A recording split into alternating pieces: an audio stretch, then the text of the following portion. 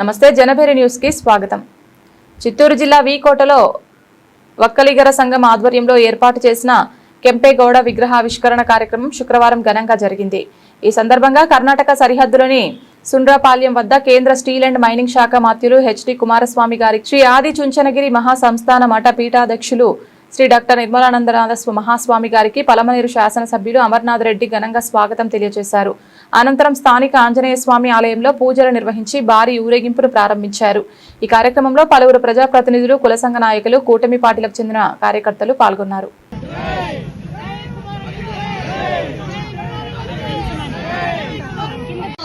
వైభవంగా మన వీకోటలో ఎంతో మంది చేతులు మీదుగా, అలాగే ముఖ్యంగా మన స్వామీజీ వారు ఈ కార్యక్రమానికి విచ్చేసి మరి ఆయన ఈ రోజు మన నాడప్రభు కెంపేగౌడ గారి విగ్రహ ఆవిష్కరణ జరగడం అనేది ఎంతో ఆనందంగా, సంతోషంగా ఉంది.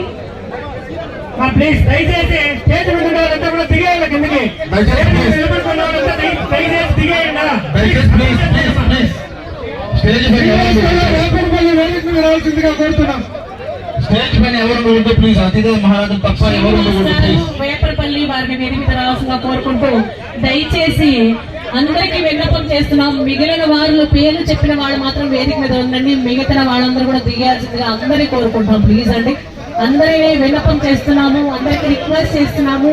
అందరు కూడా అర్థం చేసుకోవాలి, ఎందుకంటే స్టేజ్ మీద అందరూ సరిపోరు. మరి విచ్చేసిన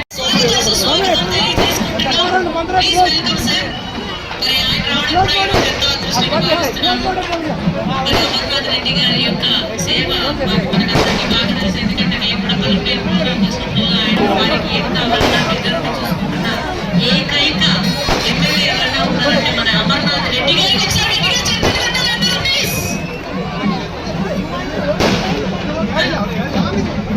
అలాగే విగ్రహావిష్కరణ జరుగుతుంది కాబట్టి దయచేసి అందరూ కూడా వెళ్ళాల్సిందిగా రిక్వెస్ట్ ఇస్తాం. చూడాల్సిందిగా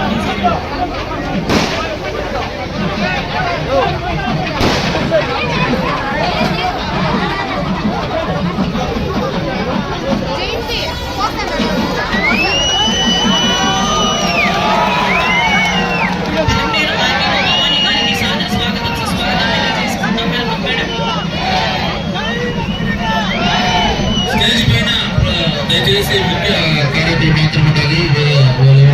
దయచేసి అందరూ దిగవలసిన కోరుతున్నాము. ఇక్కడ కూడా చాలా మంది ఉన్నారు, దయచేసి అందరూ కూర్చోవలసిన కోరుతున్నాం. ప్లీజ్ అధిక మహారాజులకు కొంచెం దారి ఇవ్వండి ప్లీజ్. మిగిలిన వారందరూ కూడా దయచేసి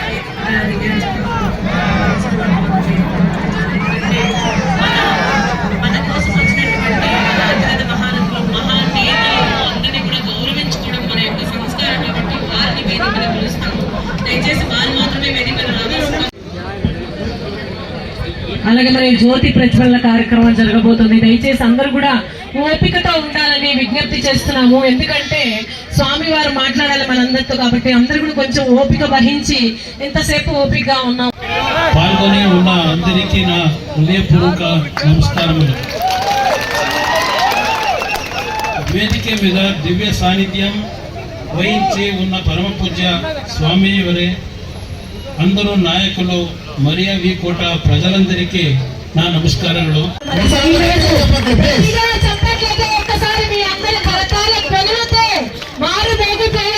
మరి ఎందుకంటే ఈ రోజు మన నాడప్రభు కెంపేగౌడ గారి కాంస విగ్రహాన్ని మన నిర్మల, అదే విధంగా ఈ రోజు కెంగారులోకి వెళ్తే కెంగారులో ఉండేటువంటి మొత్తం ఇన్స్టిట్యూషన్స్ అన్ని ఇన్స్టిట్యూషన్స్ అక్కడే ఉన్నాయి.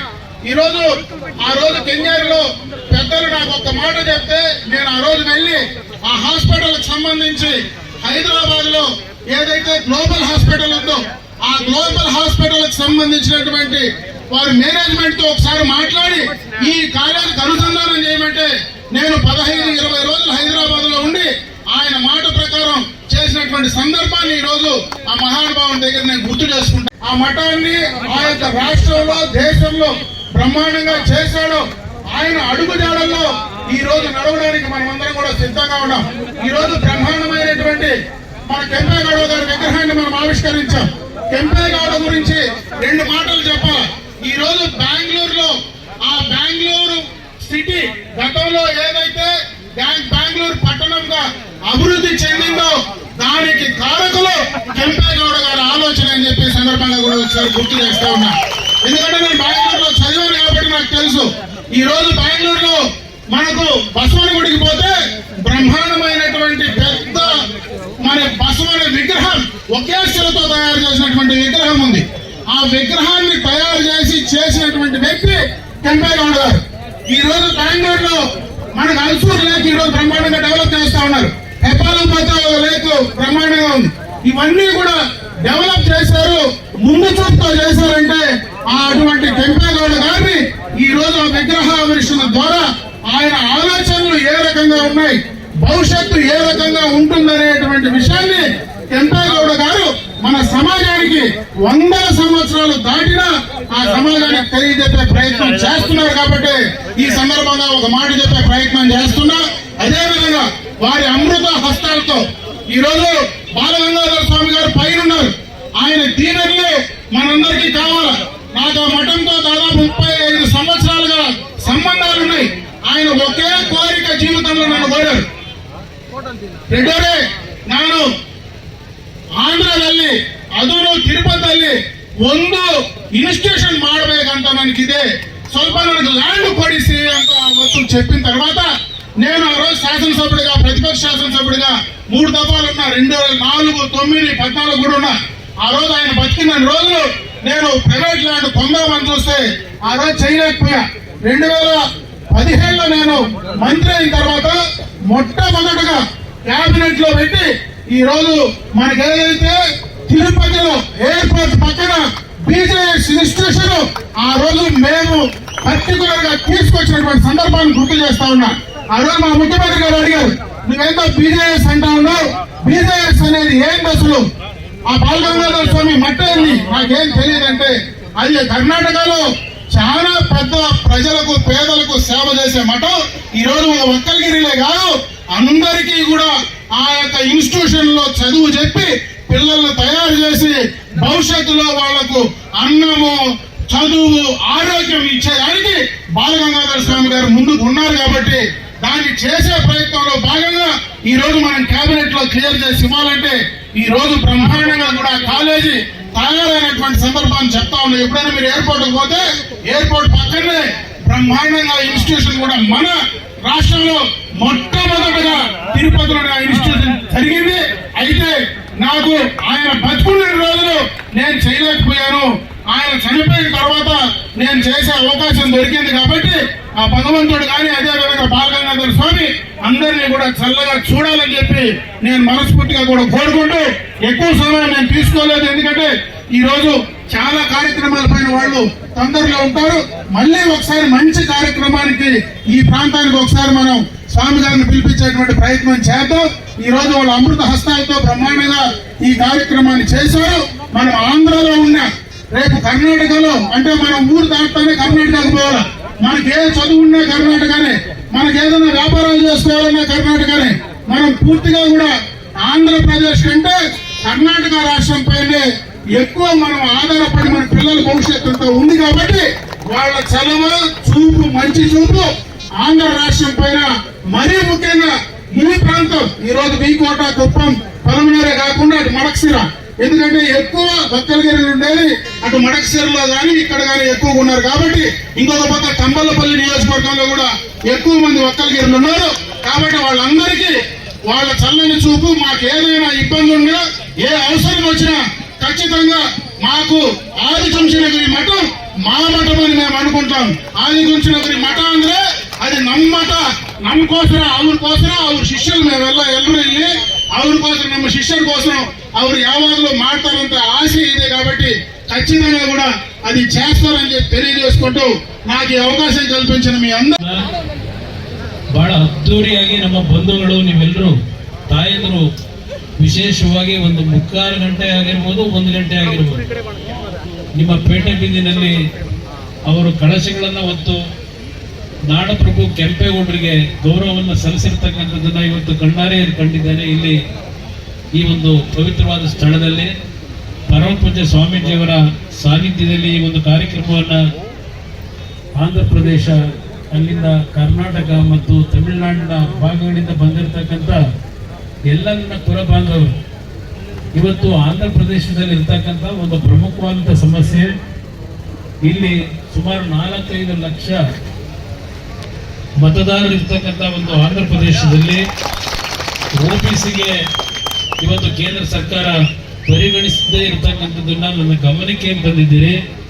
ಪರಮಪೂಜ್ಯ ಸ್ವಾಮೀಜಿಯವರು ನಾನು ಇಬ್ಬರು ಕೇಂದ್ರ ಸರ್ಕಾರದಲ್ಲಿ ಇವತ್ತು OBCಗೆ ಆಂಧ್ರ ಪ್ರದೇಶದ ನಮ್ಮ ಒಕ್ಕಲಿಗ ಸಮಾಜವನ್ನ ಇವತ್ತು ಸೇರ್ಪಡೆ ಮಾಡಿಸ್ತಕ್ಕಂಥದ್ರಲ್ಲಿ ಪ್ರಾಮಾಣಿಕವಾಗಿ ನಿಮಗೆ ಧ್ವನಿಗೂಡಿಸಿ ಕೆಲಸವನ್ನು ಮಾಡ್ತೀನಿ ಅಂತಕ್ಕಂಥ ಮಾತೇಳಿ ಇವತ್ತು ಕೆಂಪೇಗೌಡರ ಒಂದು ಪ್ರತಿಮೆಯನ್ನು ಅನಾವರಣ ಮಾಡಿ ಅತ್ಯಂತ ಅದ್ಧೂರಿಯಾಗಿ ಕೆಂಪೇಗೌಡರ ಒಂದು ನೆನಪನ್ನು ಮಾಡ್ಕೊಂಡಿರ್ತಕ್ಕಂಥ ನಿಮ್ಮೆಲ್ಲರಿಗೆ ನಾನು ನಿಜಕ್ಕೂ ಅಭಿನಂದನೆಗಳನ್ನ, ನನ್ನ ಕೃತಜ್ಞತೆಗಳನ್ನು ಸಲ್ಲಿಸ್ಲಿಕ್ಕೆ ಬಯಸ್ತಾ ಇದ್ದೇನೆ. ಕರ್ನಾಟಕದಲ್ಲಿ ನಾವೇನು ಕೆಂಪೇಗೌಡರ ಜಯಂತಿಯನ್ನು ಆಚರಣೆ ಮಾಡ್ತೀವಿ, ಅದಕ್ಕೆ ಸರಿಸಮನಾಗಿ ಇವತ್ತು ಈ ಒಂದು ಸಣ್ಣ ಒಂದು ಹೋಬಳಿಯ ಕೇಂದ್ರ ಇರ್ಬೋದು, ನೀವು ಈ ಕೋಟೆಯಲ್ಲಿ ಇಷ್ಟು ಅದ್ಧೂರಿಯಾಗಿ ತಾವು ಈ ಕಾರ್ಯಕ್ರಮವನ್ನು ನೆರವೇರಿಸಿದ್ದೀರಿ. ನಿಜಕ್ಕೂ ಕೆಂಪೇಗೌಡರ ಬಗ್ಗೆ ನೀವು ಇಟ್ಟಿರ್ತಕ್ಕಂಥ ಅಭಿಮಾನ, ಕನ್ನಡ ನಾಡಿನಲ್ಲಿ ನಾವೇನಿದ್ದೇವೆ ನಮ್ಮನ್ನು ಮೀರಿಸ್ತಕ್ಕಂಥ ರೀತಿಯ ಅಭಿಮಾನ ನೀವು ಹೊಂದಿರತಕ್ಕಂಥದ್ದು ನಮ್ಮೆಲ್ಲರಿಗೂ ಬಹಳ ದೊಡ್ಡ ಹೆಮ್ಮೆಯನ್ನು ತಂದಿರತಕ್ಕಂಥ ವಿಚಾರ. ನಿಮ್ಮ ಜೊತೆಯಲ್ಲಿದ್ದೇನೆ. ನನಗೆ ಯಾವುದೋ ಒಂದು ತುರ್ತು ಕಾರ್ಯಕ್ರಮಕ್ಕೆ ಹೋಗಬೇಕಾದಂಥ ಒಂದು ದೂರವಾಣಿ ಕರೆಯ ಮುಖಾಂತರ ಏನು ನನಗೆ ಸಂದೇಶ ಬಂದಿದೆ, ಅದಕ್ಕೆ ಹೋಗಬೇಕಾದ ಅನಿವಾರ್ಯತೆ ಇದೆ. ನಿಮ್ಮಲ್ಲಿ ಕ್ಷಮೆ ಕೋರ್ತೇನೆ. ಮತ್ತೊಂದು ಬಾರಿ ನಾನು ತಮ್ಮ ಈ ಒಂದು ವಿಕೋಟೆ ಗ್ರಾಮಕ್ಕೆ ಬೇರೆ ಯಾವುದಾದ್ರೂ ಒಂದು ಕಾರ್ಯಕ್ರಮದಲ್ಲಿ ಭಾಗವಹಿಸಿ ಹೆಚ್ಚಿನ ಸಮಯವನ್ನು ನಿಮಗೆ ಕೊಡ್ತೀನಿ ಅಂತಕ್ಕಂಥ ಮಾತನ್ನು ಹೇಳಿ ನಿಮ್ಮೆಲ್ಲರಿಗೆ ನನ್ನ ಗೌರವಪೂರ್ವಕವಾದ ನಮಸ್ಕಾರವನ್ನು ಸಲ್ಲಿಸಿ 2 ಮಾತು ಮುಗಿಸ್ತೇನೆ. ಜೈ ಜೈ ಕರ್ನಾಟಕ ಮಾತು. ತಿರುಪತಿ ಬೆಟ್ಟದ ತುದಿಯಲ್ಲಿ ಅವತ್ತು ದೊಡ್ಡ ಗುರುಗಳು ಬೆಂಗಳೂರಿನ ಹೆಲಿಕಾಪ್ಟರ್ನಲ್ಲಿ ನಮ್ಮ ತಿರುಪತಿ ಏರ್ಪೋರ್ಟ್ನಲ್ಲಿ ಇಳಿದು ಹೋಗ್ಬೇಕಾದ್ರೆ ಗುರೂಜಿ ಹೊರಟ ಕಾರು ಅಮರನಾಥ್ ರೆಡ್ಡಿಯವರ ಕಾರು. ಅವರು ಮುಂದೆ ಕೊಡ್ತಿದ್ರು, ನಾನು ಹಿಂದೆ ಕೊಡ್ತಿದ್ದೆ ದೊಡ್ಡವ್ರ ಜೊತೆಯಲ್ಲಿ.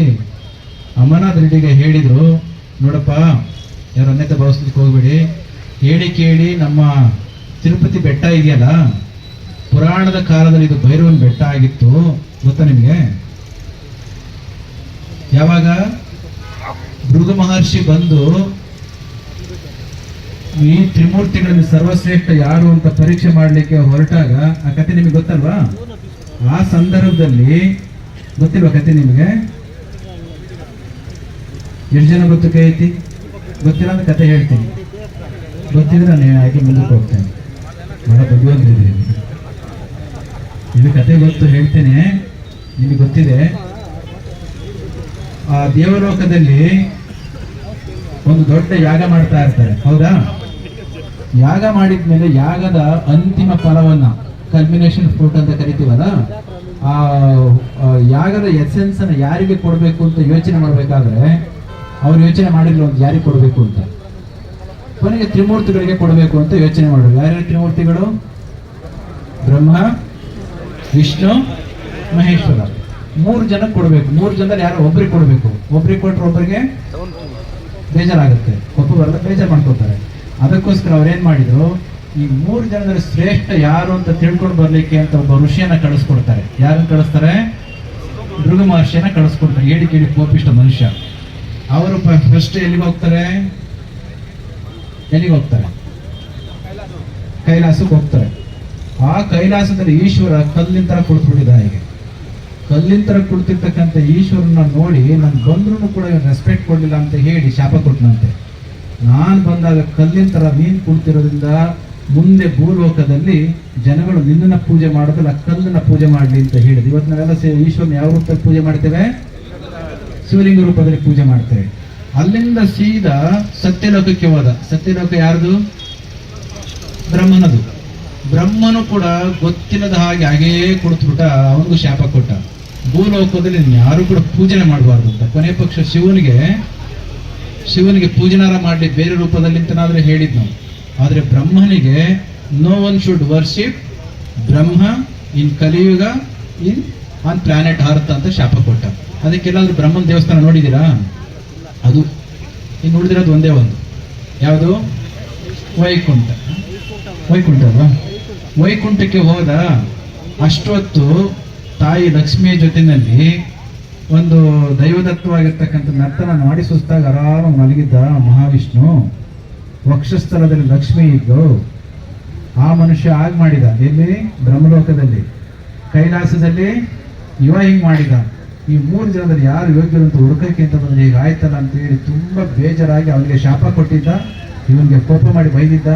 ವೈಕುಂಠಕ್ಕೆ ಬಂದಾಗ 2 ಮಾಡಲಿಲ್ಲವಂತೆ. ಕಾಲೆತ್ತಿ ಸೀದಾ ವಕ್ಷಸ್ಥಲಕ್ಕೆ ಒದ್ಬಿಟ್ಟ. ವಕ್ಷಸ್ಥಲದಲ್ಲಿ ಯಾರು ಮಲಗಿದ್ರು? ಲಕ್ಷ್ಮೀದೇವಿ ಮಲಗಿದ್ರು. ಏಟ್ ಬಿದ್ದದ್ದು ಯಾರಿಗೆ? ವಿಷ್ಣು ಒದಿಸ್ಕೊಂಡು ಏನ್ ಮಾಡಿದ ಗೊತ್ತಾ? ಕೋಪಿಷ್ಠನಾಗಿರ್ತಕ್ಕಂಥ ಭೃಗು ಮಹರ್ಷಿಯ ಪಾದದಲ್ಲಿ ಒಂದು ಕಣ್ಣು ಇತ್ತಲ್ಲ, ಒತ್ತಾ ಒತ್ತ ಒತ್ತ ಕೋಪದ ಕಣ್ಣು ಕಿತ್ತಾಕ್ಬಿಟ್ಟು ಅವನು ಶಾಂತನಾಗಿದ್ದ. ನಾನು ಒದ್ರೂ ಕೂಡ ಇವ ಇಷ್ಟೊಂದು ಶಾಂತಿಯಿಂದ ನನ್ನ ಪಾದ ಸೇವೆ ಮಾಡ್ತಾವನಲ್ಲ ಅಂತ ಹೇಳಿ ಇವನೇ ಸರ್ವಶ್ರೇಷ್ಠ ಅಂತ ಹೋಗಿ ಋಷಿಗಳಿಗೆ ಹೇಳಿದ. ಯಜ್ಞದ ಫಲ ಯಾರಿಗೋಯ್ತು? ಮಹಾವಿಷ್ಣುವಿಗೆ ಹೋಯ್ತು.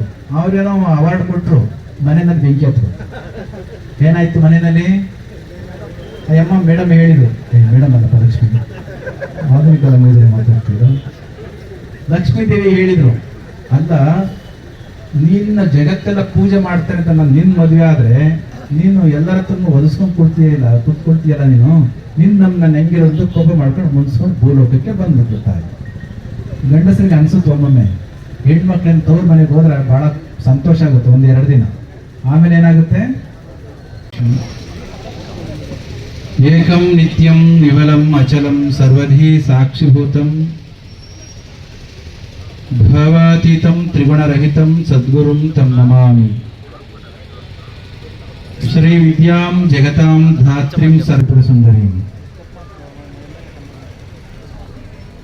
ನಾಡಪ್ರಭು, ಧರ್ಮಪ್ರಭು, ಜ್ಞಾನಪ್ರಭು ಕೆಂಪೇಗೌಡರವರ ಪ್ರತಿಮೆಯ ಅನಾವರಣದ ಉದ್ಘಾಟನೆಯ ಪವಿತ್ರ ಕಾರ್ಯಕ್ರಮದಲ್ಲಿ ನಮ್ಮ ನಿಮ್ಮೆಲ್ಲರ ಆರಾಧ್ಯ ದೈವ ಯುಗಯೋಗಿ ಪದ್ಮಭೂಷಣ ಜಗದ್ಗುರು ಡಾಕ್ಟರ್ ಶ್ರೀ ಬಾಲಗಂಗಾಧರನಾಥ ಮಹಾಸ್ವಾಮೀಜಿಯವರ ದಿವ್ಯ ಚೇತನಕ್ಕೆ ಮನಸ ನಮಿಸಿ ಮಂಗಳನಾಥ ಸ್ವಾಮಿಗಳ ಉಪಸ್ಥಿತಿ ಇದೆ. ಕಾರ್ಯಕ್ರಮವನ್ನು ಉದ್ಘಾಟಿಸಿ ಪ್ರತಿಮೆಯ ಅನಾವರಣವನ್ನು ಮಾಡಿದಂಥ ಕೆಂಪೇಗೌಡರ ವಂಶಸ್ಥರಾಗಿ ಕರ್ನಾಟಕ ರಾಜ್ಯದಿಂದ ದೇಶವನ್ನು ಆಳುವ ಒಬ್ಬ ಪ್ರಧಾನಿಯನ್ನು ಕೊಟ್ಟಂತ ದೇವೇಗೌಡರ ಕುಟುಂಬದ ಪ್ರಸ್ತುತ ಕೇಂದ್ರ ಸಚಿವರಾಗಿರ್ತಕ್ಕಂಥ ಕುಮಾರಸ್ವಾಮಿ ಅವರು ಕಾರ್ಯಕ್ರಮ ಉದ್ಘಾಟಿಸಿ ತುರ್ತಾಗಿ ಹೊರಟಿದ್ದಾರೆ. ಕನ್ನಡ ಎಲ್ರಿಗೂ ಬರುತ್ತಾ? ಯಾರಿಗೆ ಬರುತ್ತೆ ಕೈ ಎತ್ತಿ? ಥ್ಯಾಂಕ್ ಯು, ಬಹಳ ಸಂತೋಷ. ಕುಮಾರಸ್ವಾಮಿ ಅವರು ಪೂರ್ಣ ಅವಧಿಗೆ ಇಲ್ಲಿ ಇರಬೇಕಾಗಿತ್ತು, ಕೊನೆಯವರೆಗೂ ಇಲ್ಲೇ ಇದ್ದು ಪ್ರಸಾದ ಮಾಡ್ಕೊಂಡು ಹೋಗ್ಬೇಕು ಅಂತಾನೆ ಭಾವನೆ ಇತ್ತು. ತುರ್ತಾದ ಒಂದು ಕಾರ್ಯಕ್ರಮ ಬಂದದ್ರಿಂದ ಅವರು ಮಧ್ಯದಲ್ಲಿ ಹೊರಟದಕ್ಕೆ ನೀವು ಯಾರು ಬೇಸರ ಮಾಡಿಕೊಡ್ಬಿಡಿ. ರಾಜ್ಯವನ್ನು 2 ಬಾರಿ ಮುಖ್ಯಮಂತ್ರಿಗಳಾಗಿ ಆಳಿದಂಥವರು, ಪ್ರಸ್ತುತ ಬೃಹತ್ ಕೈಗಾರಿಕೆ ಮಂತ್ರಿಯಾಗಿ ಉತ್ತಮವಾದಂಥ ಸೇವೆಯನ್ನು ಮಾಡ್ತಾ ಇದ್ದಾರೆ. ನಾಡಪ್ರಭು ಕೆಂಪೇಗೌಡರ ವಂಶಸ್ಥರು ನಾವೆಲ್ಲರೂ ಕೂಡ. ಆದರೆ ಒಂದು ವಿಶೇಷ ಏನು ಅಂತಂದ್ರೆ, ಕೆಂಪೇಗೌಡರು ನಮ್ಮ ಒಕ್ಕಲಿಗ ಬಂಧು ಆದ್ರೂ ಕೂಡ ಬೆಂಗಳೂರನ್ನ ಕಟ್ಟುವ ಸಂದರ್ಭದಲ್ಲಿ ಒಂದು ನಾಡು ಅಭಿವೃದ್ಧಿಯನ್ನು ಹೊಂದಬೇಕು ಅಂದ್ರೆ ಸಕಲ ಧರ್ಮೀಯರು, ಸಕಲ ಜನಾಂಗದವರು ಕೂಡ ಒಟ್ಟು ಕೂಡಬೇಕು, ಒಟ್ಟಾಗಿ ಶ್ರಮಿಸಬೇಕು ಅನ್ನೋ ಕಾರಣಕ್ಕೆ 64 ಪೇಟೆಗಳನ್ನ, ಜಾತಿ ಆಧಾರಿತ ಪೇಟೆಗಳು ಅನ್ನೋ ರೀತಿಯಲ್ಲಿ ಹೊರಗಡೆಗೆ ಕಾಣಿಸುತ್ತೆ, ಆದರೆ ಅದಾಗಲ್ಲ. ಅದು ಕೌಶಲ್ಯವನ್ನ ಆಧರಿಸಿರ್ತಕ್ಕಂಥ ಪೇಟೆಗಳು. 2002-3ರಲ್ಲಿ ಕೆಂಪೇಗೌಡರ ಪ್ರತಿಮೆಯನ್ನ ಬೆಂಗಳೂರಿನ ಕೆಂಪೇಗೌಡ ಇಂಟರ್ನ್ಯಾಷನಲ್ ಏರ್ಪೋರ್ಟ್ನಲ್ಲಿ 108 ಅಡಿ ಕೆಂಪೇಗೌಡರ ಪ್ರತಿಮೆಯನ್ನು ಉದ್ಘಾಟನೆ ಮಾಡಿದರು. ನಿಮಗೆ ಗೊತ್ತಿರಬಹುದು. ಉದ್ಘಾಟನೆಯನ್ನು ಮಾಡಿ ಲೋಕಾರ್ಪಣೆ ಮಾಡಿದಂತಹವರು ನಮ್ಮ ದೇಶದ ಹೆಮ್ಮೆಯ ಪ್ರಧಾನಮಂತ್ರಿಗಳಾದಂಥ ನರೇಂದ್ರ ಮೋದಿಜಿಯವರು. ಆ ಸಂದರ್ಭದಲ್ಲಿ ಅವರು ಮಾತನಾಡ್ತಾ ಒಂದು ಮಾತನ್ನ ಹೇಳಿದರು ನರೇಂದ್ರ ಮೋದಿಜಿಯವರು. Today we are discussing and thinking so about skilling, reskilling and upskilling, but fortunately today we have unveiled the 108 feet tall statue of Kempegowda who founded Bangalore about 500 years ago. ಎಷ್ಟು ವರ್ಷ? 500 ವರ್ಷಗಳ ಹಿಂದೆನೇ ಕೆಂಪೇಗೌಡರು ಇವತ್ತು 500 ವರ್ಷಗಳ ನಂತರ, ಇದು ಪ್ರಧಾನಮಂತ್ರಿಗಳ ಮಾತು ನಾನು ಹೇಳ್ತಾ ಇದ್ದೀನಿ, 500 ವರ್ಷಗಳ ನಂತರದಲ್ಲಿ ನಾವು ಕೌಶಲ್ಯದ ಬಗ್ಗೆ ಏನು ಮಾತನಾಡ್ತಾ ಇದ್ದೀವಲ್ಲ, ಈ ಕೆಲಸವನ್ನ ಕೆಂಪೇಗೌಡರು 500 ವರ್ಷದಿಂದನೇ ಮಾಡಿಬಿಟ್ಟಿದ್ರು. ಅವರು ನಮ್ಗೆಲ್ಲರಿಗೂ ಕೂಡ ಆದರ್ಶಪ್ರಾಯವಾಗಿರ್ತಕ್ಕಂಥ is a pioneer in the field of the skill development ಅಂತ ಹೇಳಿ.